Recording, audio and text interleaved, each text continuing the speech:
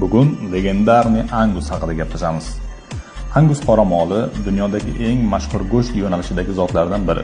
U o'zining sifatli go'shti va yaxshi vazn yig'ishi bilan fermerlar orasida juda ommabop.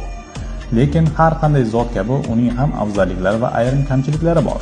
Afzalliklari: super go'sht. Angus qoramolining go'shti marmarlashgan bo'lib, juda yumshoq va mazali. U restoranlarda premium mahsulot sifatida yuqori baholanadi.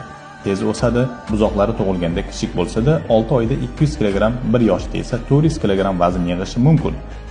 Kunlik o'sish to'g'ri oziqlantirish bilan 1-1,5 kg gacha vazn qo'shishi mumkin. So'yish chiqimi yuqori, 70% gacha go'sht chiqishi bilan boshqa zotlardan ustun bo'lishi mumkin. Parvarishi oson, Angus tabiiy yaylov sharoitida yaxshi o'sadi va boshqa ayrim zotlar kabi injiq emas, shoxsiz. Bu esa ularni boqish va tashish jarayonida xavfsizroq qiladi. Kamchiliklari: issiq iqlimga moslashishi qiyin, asosan sovuq va mo'tadil iqlimga moslashgan, juda issiq hududlarda esa o'sishi sekinlashadi.